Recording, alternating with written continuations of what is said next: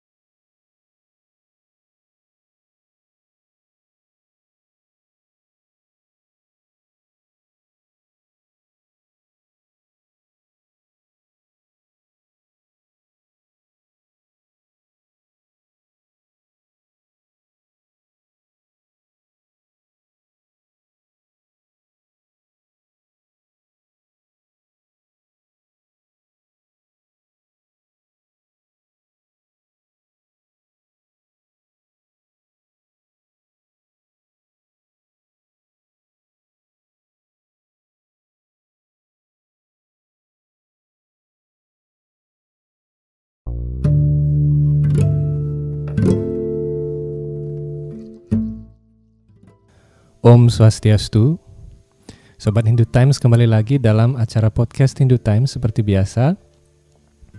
Di dalam podcast kita kali ini, kembali lagi kita akan membahas mengenai seluk-beluk dari Sampradaya begitu. Ya, mumpung ini adalah suatu topik yang sangat hangat sekali belakangan ini. Tentunya kita sebagai umat Hindu, kita patut menyadari bahwa Sampradaya ini adalah bagian yang tidak bisa dipisahkan dari keuniversalan Hindu. Dan sangat baik sekali apabila Sobat Hindu Times mengetahui secara lebih dalam apa itu Sampradaya, bagaimana sumber ajarannya, kemudian bagaimana kegiatannya, dan apa sesungguhnya tujuan dari kita berguru di dalam mempelajari kitab suci Weda ini. Dan oleh karena itu, tentu saja dalam menjawab pertanyaan-pertanyaan seputar kerohanian seperti ini, kita harus menghadirkan narasumber yang berkompeten dalam hal ini. Dan seperti biasa, di studio telah hadir Sri Sriman Ida Vaishnava Pandita Damodar Panditas atau Srila Guru Pandita yang telah berkompeten dalam menjawab pertanyaan-pertanyaan kita seputar ilmu pengetahuan Weda. Om Swastiastu, Srila Guru Pandita. Om Swastiastu. Kembali lagi Srila Guru Pandita di studio Hindu Times 108 dalam episode podcast kali ini. Ada pertanyaan yang menarik Guru Pandita tentang Sampradaya lagi ya, seperti topik kita dalam podcast sebelumnya. Pertanyaannya, kenapa Sampradaya ini atau khususnya Bhakti Yoga ini berbeda dengan Dresta Bali? Baik, saya coba membantu untuk menjawab pertanyaan selama ini bahwa kegiatan Sampradaya dikatakan berbeda dengan Dresta di Bali. Cuma mudah-mudahan dengan jawaban ini kita semua akan memahami ada benang merah yang kita dapatkan bahwa sesungguhnya sesuatu itu tidaklah berbeda begitu. Jadi kita berbicara dari awal saja bahwa kita bicara tentang Hindu, yaitu agama Hindu yang berdasarkan kitab suci Weda. Agama Hindu dasar hukumnya adalah kitab suci Weda. Kita bicara Weda berarti Weda dalam arti yang keseluruhan Weda. Nah, dalam agama, khususnya agama Hindu itu ada disebut dengan kerangka dasar agama Hindu, yaitu Tattva, Susila, Upacara. Tattva artinya kitab sucinya atau dasar hukumnya apa. Kemudian susila apa, misalnya sekarang dalam perbuatan apa, susila bagaimana, upacara bagaimana begitu. Nah, selanjutnya di dalam proses tattva susila upacara itu, dalam melaksanakan tattva susila upacara itu, artinya ada tattwanya, ada susilanya, ada perbuatannya, maksudnya begitu. Kemudian ada upacaranya atau acara bisa juga. Itu ada catur marga di sana, atau catur yoga marga yang disebut dengan karma yoga marga, jenana yoga marga, raja yoga marga, dan bhakti yoga marga. keempat jalan ini sebenarnya adalah jurusan yang ditempuh oleh umat Hindu dalam rangka mencapai tujuan yang tertinggi beragama Hindu, yaitu disebut dengan moksartam jagat ita yeca iti dharma. Itu tujuan pasti kita beragama Hindu. Nah sekarang kegiatan kita yang di Bali, kegiatan keagamaan kita di Bali itu adalah kegiatan keagamaan yang mencakup keseluruhan dari catur yoga marga itu. Dalam proses catur yoga marga itu ada tattwa, ada susila, ada upacara gitu. Itu secara gamblangnya saya sampaikan. Nah karena itu dalam kegiatan kita semua keagamaan Hindu di Bali itu, keempat catur yoga marga ini ada kegiatan di sana dilaksanakan. Cuma kegiatan itu masih sifatnya seperti pengenalan ataupun sifatnya seperti umum sifatnya gitu.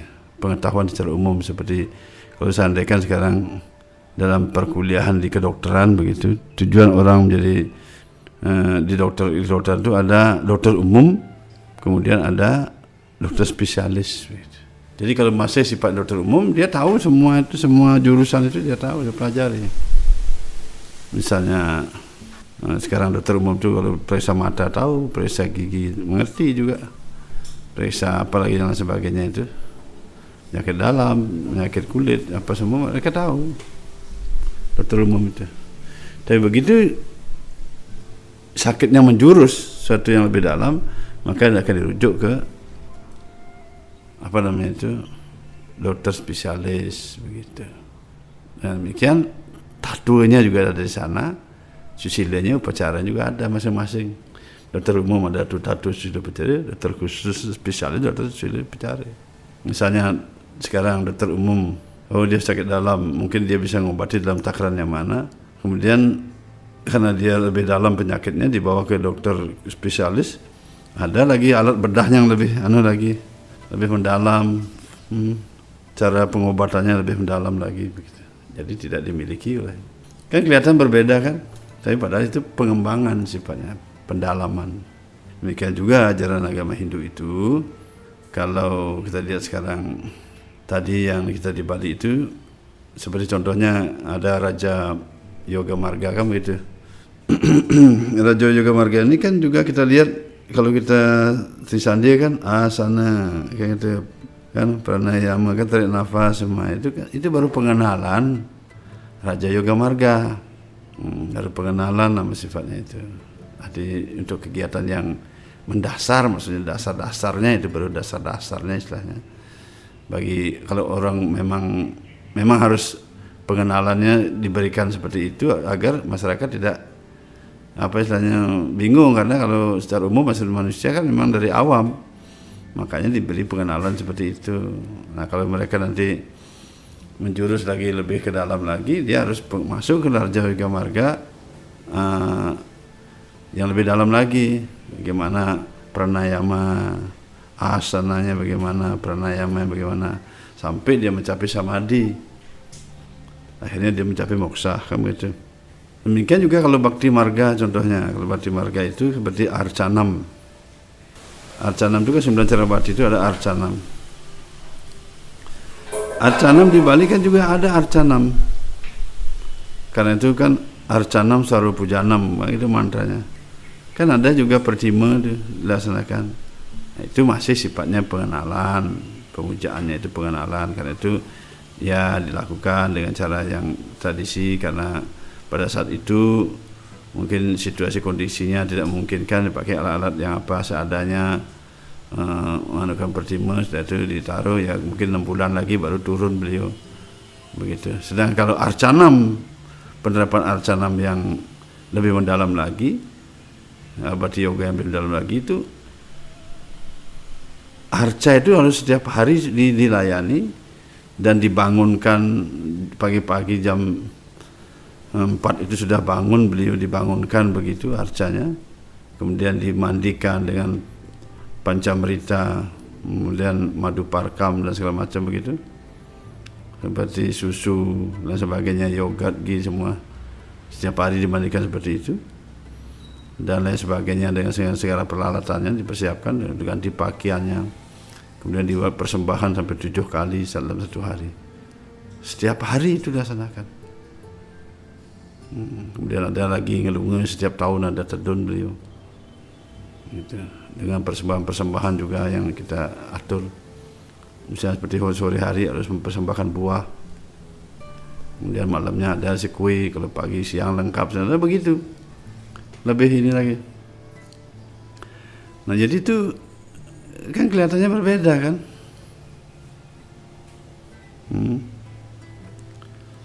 Nah jadi kalau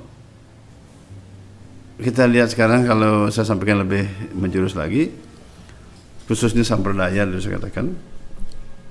Jadi sampradaya itu sebenarnya menerapkan ajaran catur marga itu lebih mendalam, jadi lebih penjurusan.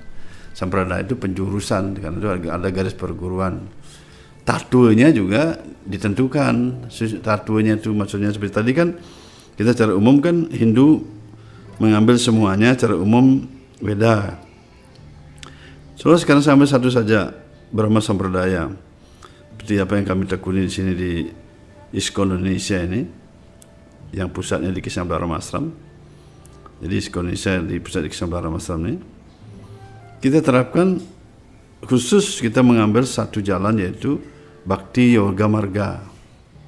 Pelatihannya di ashram. Begitu. Tatunya, dasar hukum dari Bhakti Yoga Marga ini adalah kitab suci Weda Bhagavad Gita, kitab suci Bhagavad Gita dan kitab suci Bhagavata Purana.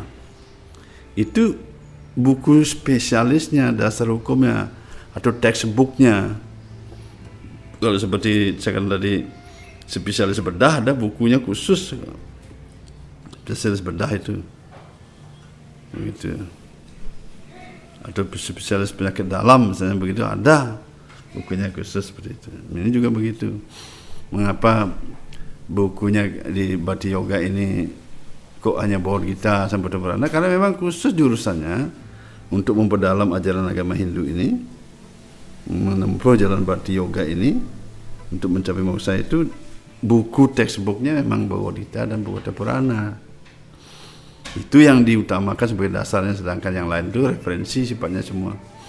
Buku-buku Weda yang lain, apakah lontar juga kita pakai referensi semua, pendukung yang menjurus tentang Bhakti Yoga itu. Jadi kan kelihatannya seperti berbeda kan. Ya, kemudian kalau samskara, itu proses samskara itu beda lagi. Kalau samskara itu adalah proses disebut dengan karma kandya. Kegiatan karma kandya itu khusus menjurus tentang samskara, dari upacara dari awal orang menikah, nah semua itu dilaksanakan itu. Jadi orang menikah itu semua juga melaksanakan begitu. Kemudian dari menikah sampai kemudian hamil, punya anak, terus lanjut sampai meninggal lagi.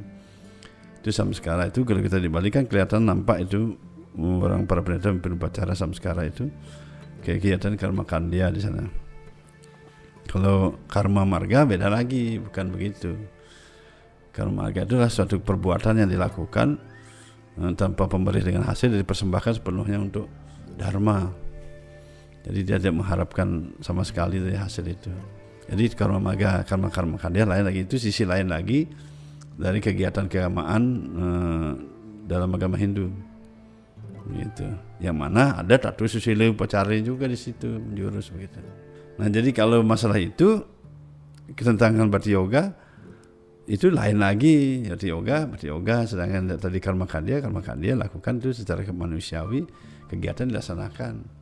Jadi enggak gabung. Karena itu kita pun memahami dari dulu kita melaksanakan kegiatan ini. Organisasi ISKCON Indonesia ini didirikan sudah lebih 15 tahun yang lalu. Dilaksanakan itu hanya di ashram saja. Jadi kita tidak melaksanakan kegiatan di luar ashram, kecuali di Betari Tedun, Ngelunge itu harcanamnya itu ada acara Tedun Ngelunge itu aja setahun sekali, itu pun dilaksanakan dari ashram ke ke jalan, kemudian ke pantai, ke laut untuk membuat persembahan di sana kepada Bedawa Baruna dengan sarana di Bali. Kita juga pakaiannya Bali, bawa gong. Kemudian kegiatan kebudayaan juga begitu. Kegiatan budaya kita ada acara-acara apa, kita menggunakan budaya yang ada. Kita pun punya gong sendiri, kita beli gong.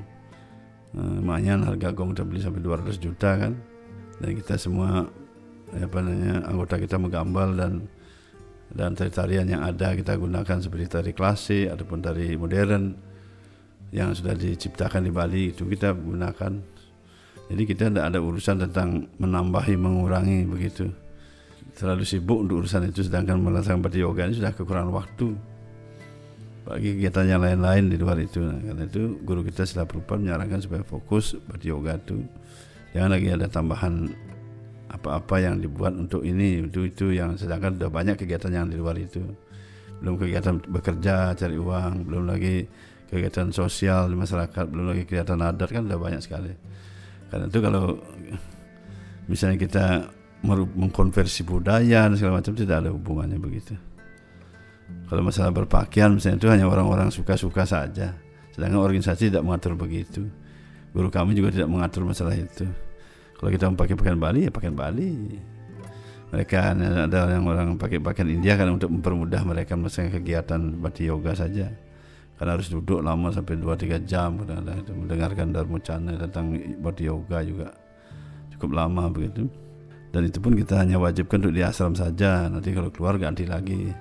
Jadi mereka repot kadang-kadang mau ke pasar lagi. Nah, sekarang kalian aja pakai pakaian Bali tapi dilonggarkan lah duduknya. Dilonggarkan duduknya jadi dia bisa tidak bersimpuh lah. Bisa duduk dengan rileks begitu. Ya bisa diatur semua. Nah karena itu kalau sekarang ada peraturan apa semua segala macam itu kan bukan larangan, namanya sifatnya peraturan. Jadi umat harus memahami secara umum umat harus memahami apa yang dibuat sekarang oleh yang berwenang begitu, itu bukan larangan, itu namanya aturan yang harus diikuti. Semuanya ada aturan dalam hidup ini kan. Berjalan ada aturan, makan dan tidur ada aturan, bekerja ada aturan, mengendarai naik pesawat semua ada aturan kan, semua bukan larangan. Kegiatan agama juga dikatakan sekarang diatur. Kalau kegiatan biasa umum sudah dilaksanakan di pura, bagi sampradaya melaksanakan kegiatan yoga itu di peseraman, itu sudah bagus, sudah aturannya begitu. Dan kami sudah menerapkan jauh sebelum itu. Kami tidak mencampur semuanya. Jadi dengan demikian, ini kegiatan Bhakti Yoga yang kami laksanakan ini adalah kegiatan agama Hindu yang mengambil satu jurusan, yaitu Bhakti Yoga dalam tujuan untuk mencapai moksha itu. Masalah nanti tercapai atau tidak kan itu bukan urusan kita, itu urusan yang di atas. Yang pasti kita terus mencoba melakukan sesuatu. Seperti kita mencoba untuk bekerja, masalah hasilnya dapat berapa kan itu urusan nanti. Kalau kita tidak bekerja kan tidak dapat hasil. Demikian juga kita terapkan bagi yang mampu, bagi yang bisa, karena di dalam Hindu kan tidak ada sifatnya paksaan. Tidak ada sifatnya paksaan, semua dengan sukarela melaksanakan. Bagi yang tidak bisa ya berapa dia bisa melaksanakan. Makanya ada kegiatan sifatnya umum kan. Ada yang sifatnya kegiatan Hindu secara umum, ada secara ini khusus penerapannya begitu. Nah, jadi dengan demikian di sini dalam sampradaya itu ada dituntun secara khusus garis perguruan. Bagaimana menerapkan Raja Yoga yang benar, ada gurunya. Bagaimana Bhakti Yoga, ada juga garis perguruan guru kerohanian yang menuntun di sana. Taksunya masing-masing juga ada begitu. Kalau Bhakti Yoga ini dengan dasar hukumnya Bhagavad Gita itu dan Bhagavata Purana, taksunya itu Sri Krishna. Jadi yang beliau puja yaitu di sana itu untuk mohon karunia kekuatan itu adalah beliau Sri Krishna. Karena beliau sendiri mengatakan Bhagavad Gita bab 18:55 itu kan begitu. Aku hanya bisa dimengerti dengan cara bakti, berarti itulah taksunya beliau. Bagi mereka yang ingin menerapkan Raja Yoga, lain lagi taksunya. Itu semua sebenarnya Tuhan itu sendiri secara kesatu kesatuan, semuanya Tuhan. Dimana dalam 3 aspek ketuhanan itu kan. Jadi kalau Bhakti Yoga mengakui Tuhan yang berwujud. Mungkin kalau yang yoga yang lain, Mungkin Tuhan yang tidak berwujud, jadi 3 aspek tetap di sana. Ada saguna dan nirguna, begitu. Jadi taksunya masing-masing semua ada taksunya. Jadi kalau kita bicara tentang Bhakti Yoga sekarang, taksunya Sri Krishna. Nanti destinasinya, tujuan dicapai juga begitu. Kalau yoga, Raja Yoga mungkin destinasinya di mana, alam rohaninya, yang jnana juga di mana, bhakti juga di mana, begitu. Tapi sebenarnya itu semua alam rohani, Tuhan itu sendiri, tempat beliau sendiri.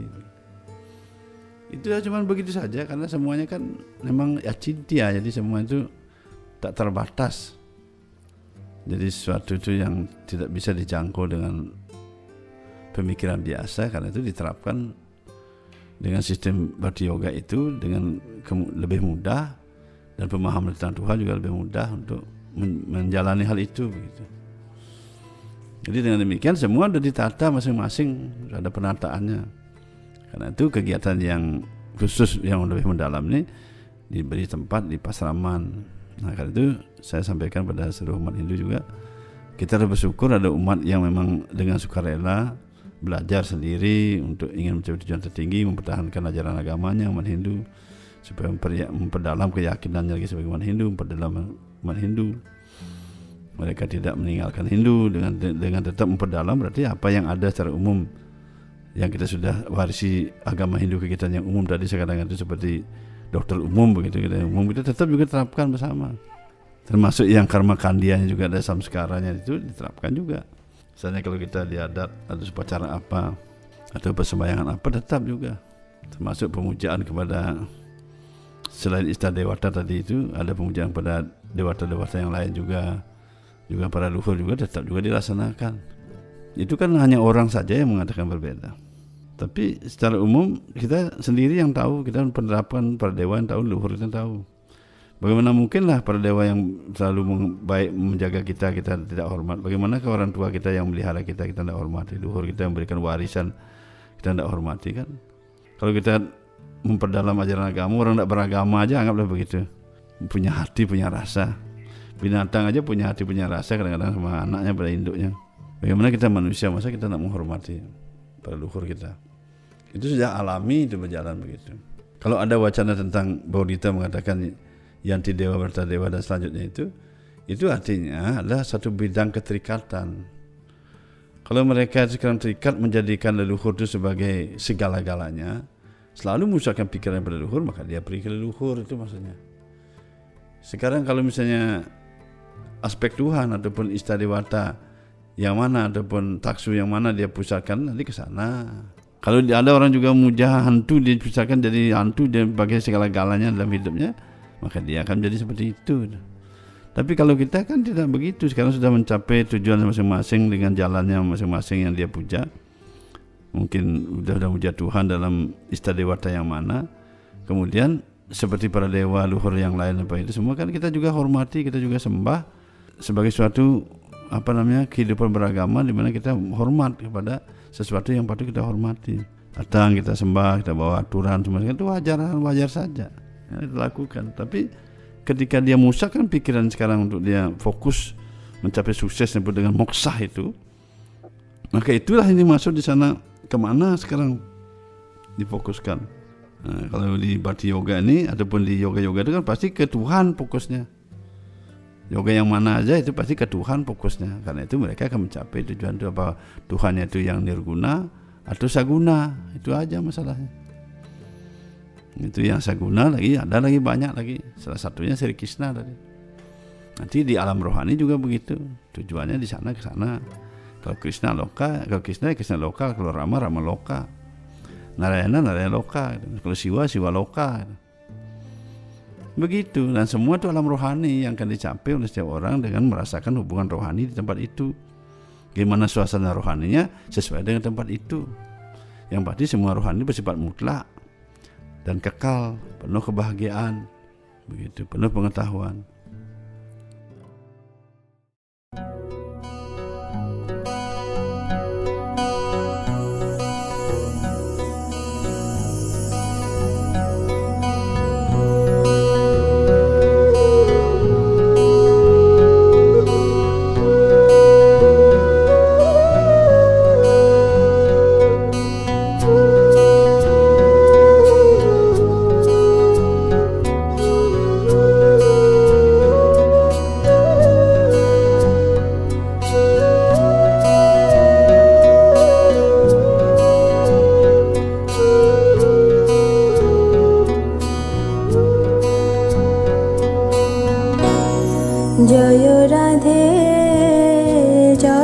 Krishna